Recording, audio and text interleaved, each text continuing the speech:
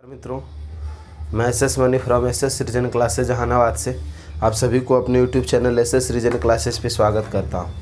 आज हम लोग जो है व्याकरण पढ़ेंगे छोटे, है ना। और व्याकरण जिसको कहते हैं हिंदी ग्रामर, और उसमें आपको एकदम हम शुरू टॉपिक से पढ़ाएंगे व्याकरण किसे कहते हैं। देखिएगा, है ना, व्याकरण किसे कहते हैं। आइए,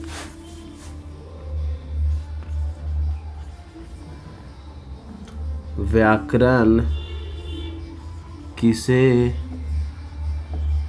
कहते हैं। व्याकरण किसे कहते हैं। व्याकरण किसे कहते हैं। व्याकरण वह शास्त्र है,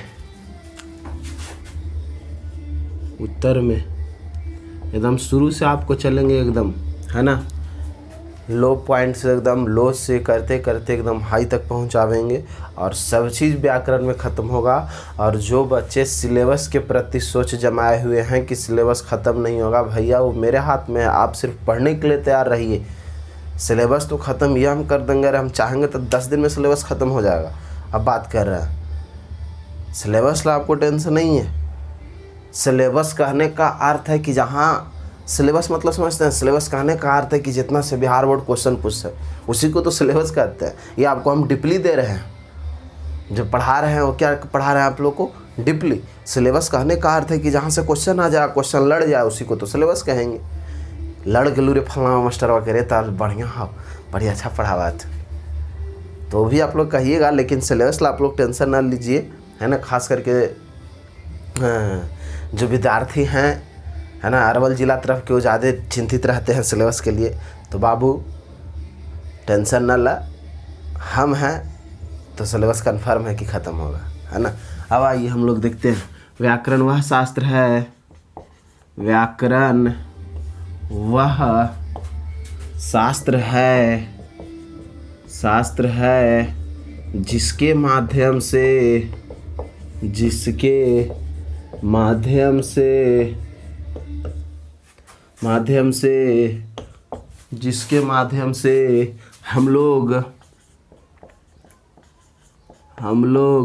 लोग शुद्ध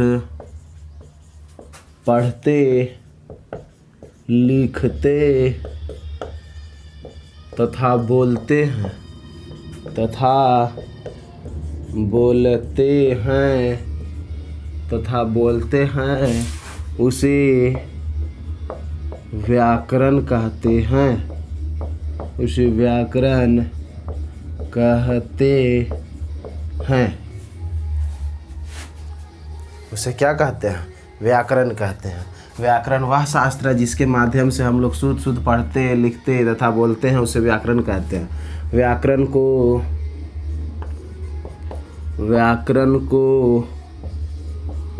5 भागों में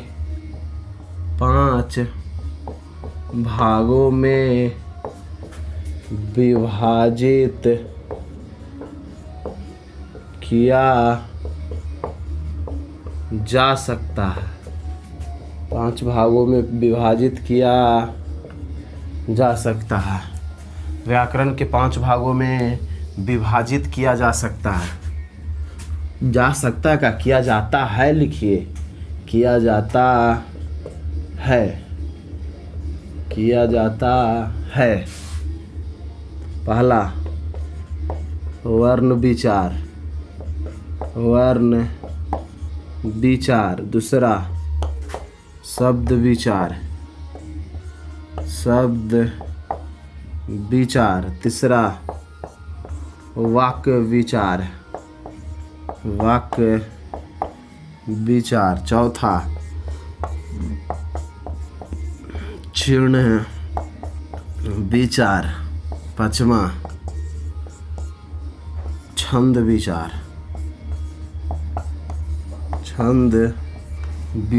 आप इसको स्क्रीनशॉट लीजिए, एक बार फिर से समझिएगा।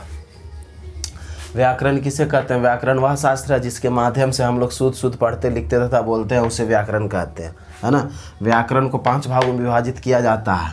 पहला वर्ण विचार, शब्द विचार, वाक्य विचार, चिन्ह विचार, छंद विचार। इतना आप पहले स्क्रीनशॉट कर लीजिए, उसके बाद हम आप को आगे चलते हैं।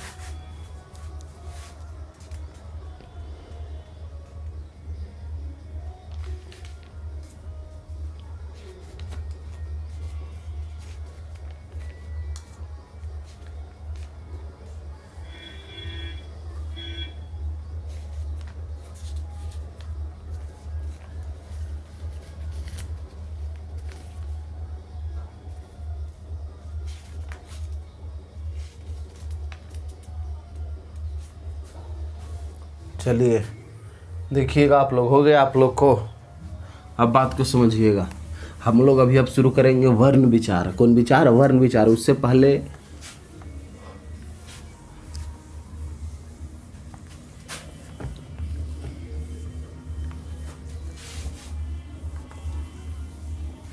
थोड़ा सा हम लोग भाषा का अध्ययन कर देंगे, है ना। भाषा किसे कहते हैं? तो भाषा जो है वो संस्कृत के भाष धातु से बना है। कौन धातु से बना है? भाष धातु से बना है ना।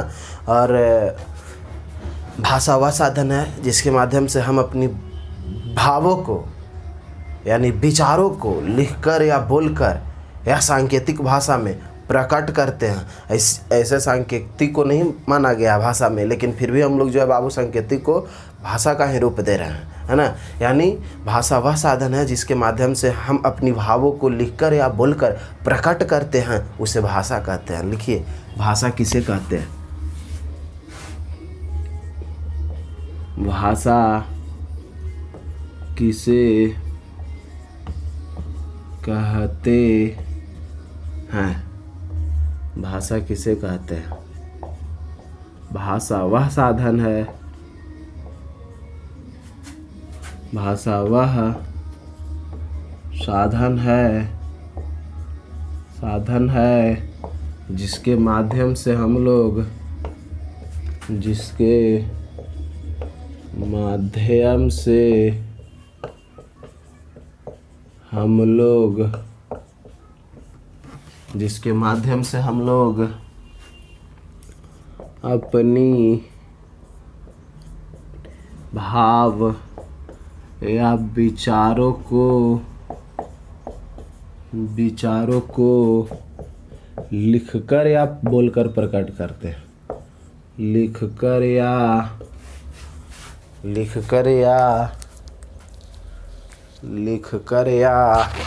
बोलकर प्रकट करते हैं। थोड़ा सा इंक डाल लेते हैं इसमें। लिखकर या बोलकर प्रकट करते हैं।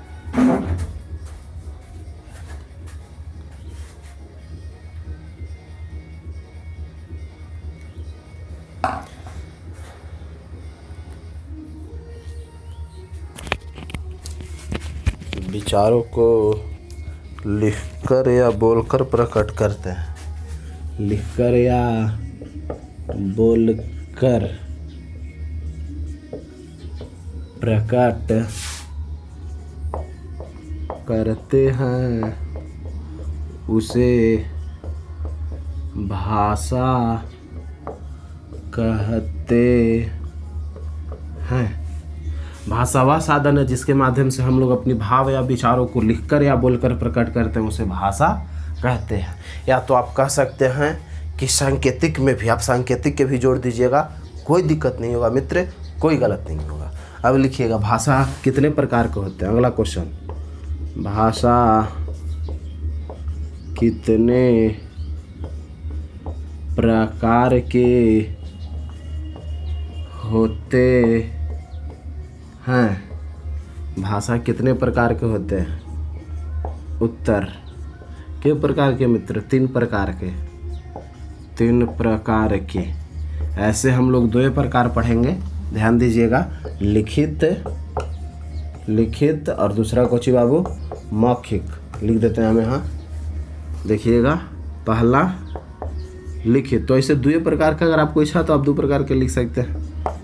लिखित भाषा, मौखिक भाषा।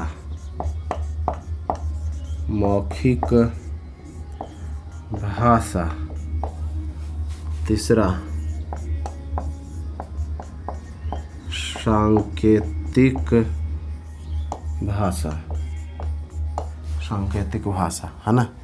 देखिए भाषा कितने प्रकार के होते हैं, 3 प्रकार के, लिखित भाषा, मौखिक भाषा, सांकेतिक भाषा।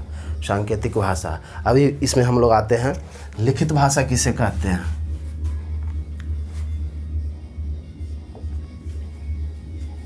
लिखित भाषा किसे कहते हैं? इसको स्क्रीनशॉट आप कर लीजिए, ज़्यादा बेहतर होगा। चलिए कर लिए। अब आइए आप लोग,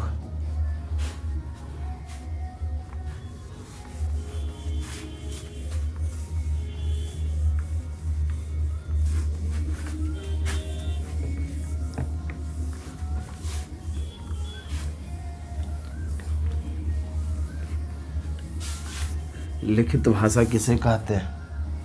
देखिएगा, लिखित भाषा किसे कहते हैं? लिखित भाषा किसे कहते हैं? उत्तर लिखिएगा।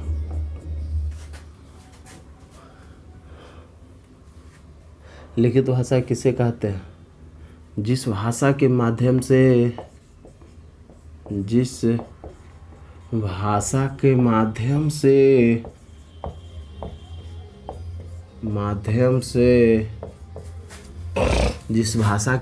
से हम अपने भाव या विचारों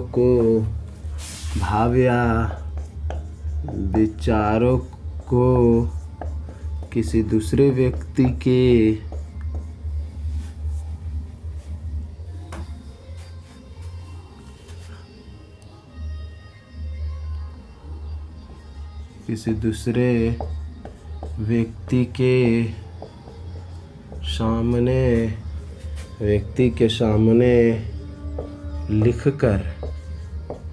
लिखकर प्रकट करते हैं। जिस भाषा के माध्यम से हम अपने भाव या विचारों को किसी दूसरे व्यक्ति के सामने लिखकर प्रकट करते हैं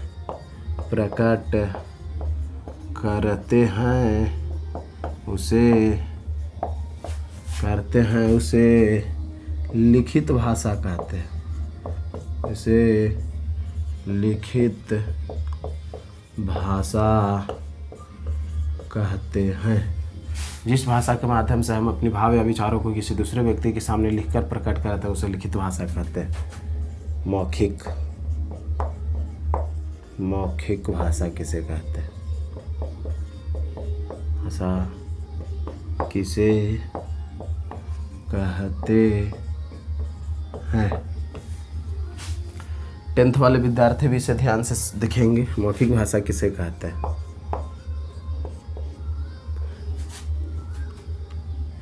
जिस भाषा के माध्यम से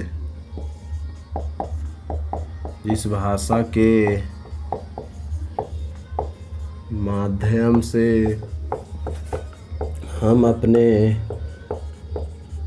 अपने भाव या विचारों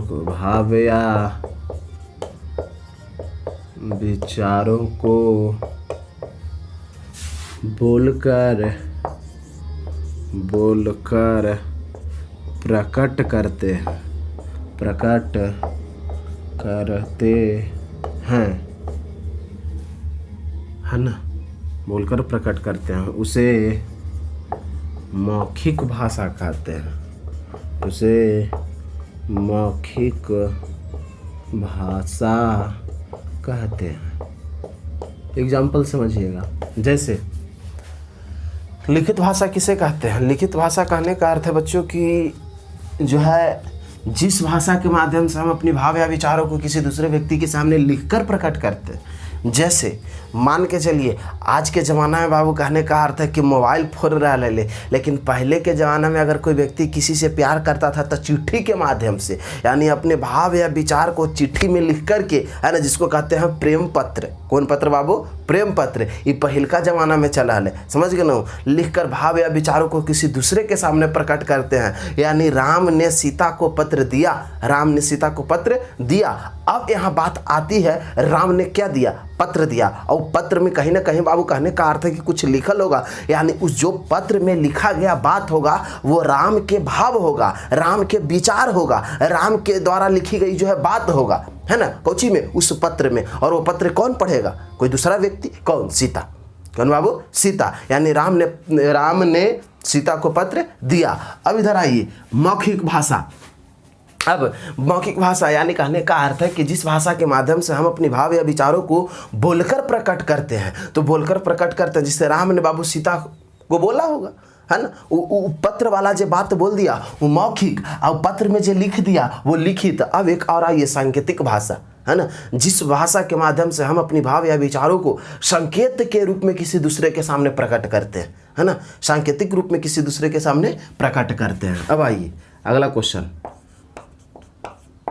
सांकेतिक भाषा किसे कहते हैं, सांकेतिक भाषा किसे कहते हैं, किसे कहते हैं, सांकेतिक भाषा किसे कहते हैं, जिस भाषा के माध्यम से, जिस भाषा के माध्यम से, जिस भाषा के माध्यम से, जिस भाषा के माध्यम से हम अपनी भाव या विचार को, भाव या विचार को किसी दूसरे के सामने, किसी दूसरे के सामने संकेत के रूप में व्यक्त करते हैं, संकेत के रूप में व्यक्त करते हैं, व्यक्त करते हैं, व्यक्त करते हैं, उसे सांकेतिक भाषा कहा जाता है, उसे सांकेतिक भाषा कहते हैं, उसे सांकेतिक भाषा कहते हैं, है ना। यानी कि जिससे मान के चलिए, अरे अब हम बाबू गूंगा आदमी हैं, और गूंगा आदमी ही बउआ, हमरा बउआ बोले ना, मतलब हमरा से बोलल ना जाए, तो अगर हमरा भूख लगे हम कोची करबे, मारबे एकदम ठक ठका के, प्यास लगते आ करबे। यानी कहने का अर्थ है कि हम संकेत करेंगे किसी दूसरे प्राणी को देख करके। अब देखिए, यानी बचपन में देखिएगा जो माँ है ना, वो अपने बच्चों को संकेत के रूप में ही पालन पोषण करती है। नहीं, अगर बच्चा रोता है मतलब माँ समझ जाती है कि बच्चा को कहीं ना कहीं भूख लगल, है ना, है ना, बात समझ रहे हैं। तो उसी प्रकार से बाबू कहने का अर्थ है कि सांकेतिक भाषा मतलब कि हम अपनी भाव या विचारों को संकेत के रूप में किसी दूसरे के सामने क्या करते हैं, प्रकट करते हैं, किसी दूसरे के सामने एक संकेत के रूप में व्यक्त करते हैं। अगर मान के चलिए कि हमको प्यास लगल है तो आ करे मतलब प्यास लगा हुआ है, अगर हम ऐसे कहियो मतलब कि तोरा हम बोलावे थियो आवा, वो कौन भाषा हो गई, सांकेतिक भाषा, समझ गए ना हो। अब इधर आइए, देखिए जो है अब हम लोग समझेंगे, यहाँ तक हो गया आप लोग को लिखा हुआ। अब देखिए स्क्रीनशॉट ले लो बच्चा। अगर कोई पूछेगा कि भाषा कैसन धातु है, तो संस्कृत के मूल धातु है ना, जो भाष से बना है ना, बात समझिएगा। चलिए लिख लिए, अब मिटा देते हैं।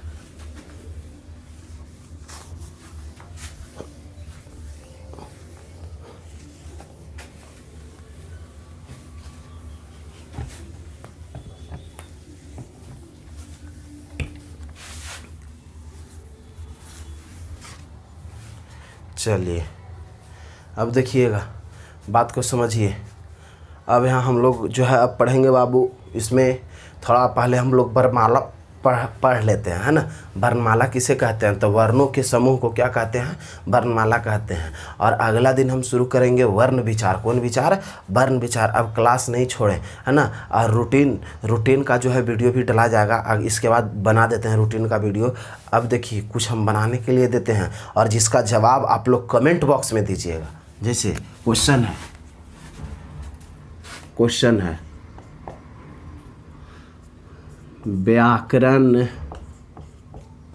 व्याकरण कितने प्रकार के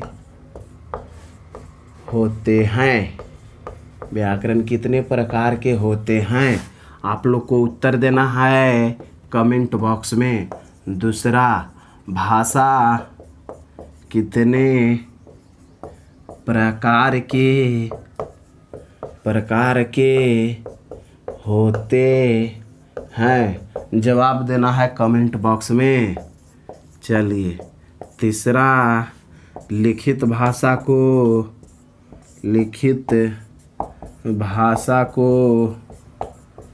मौखिक भाषा कहते हैं। मौखिक भाषा कहते हैं। जवाब देना है हाँ या ना में कमेंट बॉक्स में। कौन बॉक्स में बाबू? कमेंट बॉक्स में। चलिए, आज भर के लिए इतना। अगला दिन आपका वर्ण विचार शुरू होगा। अगला दिन वर्ण विचार है ना। अगला दिन वर्ण विचार।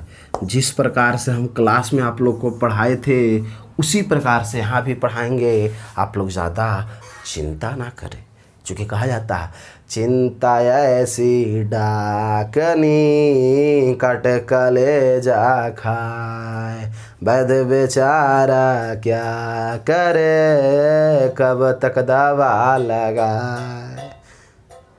ये संसार में सब चीज़ का दवा उपलब्ध हो सकता है। अब एगो कोरोना वायरस होइल है तो ओकर दवा उपलब्ध न होइल है, लेकिन कोई के सक्सेस करे थे, कोई के ना करे थे, है ना। बूढ़ा बुढ़ियन टपक जाए थे, समझ गए ना।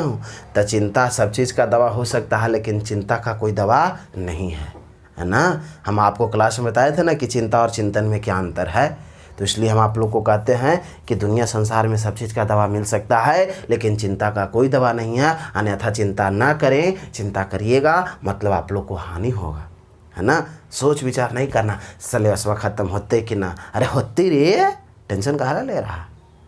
बस अब हम चिंता करें कोरोना वायरस ख़त्म होते कि ना, कोचिंग वा खोलवे कि ना, तब चिंता करे से ख़त्म हो जाता है ना। नहीं होते टेंशन है, इसलिए ज़्यादा चिंता ना करें। बाकी तो हम है ही है, हम बराबर तू बराबर हम। भरोसा सबसे बड़ा चीज़ होता है पगले। हम पे भरोसा करके देखो, क्लियर ढंग से आपको एकदम कॉन्सेप्ट क्लियर रहेगा। चलिए, आज भर के लिए इतना है।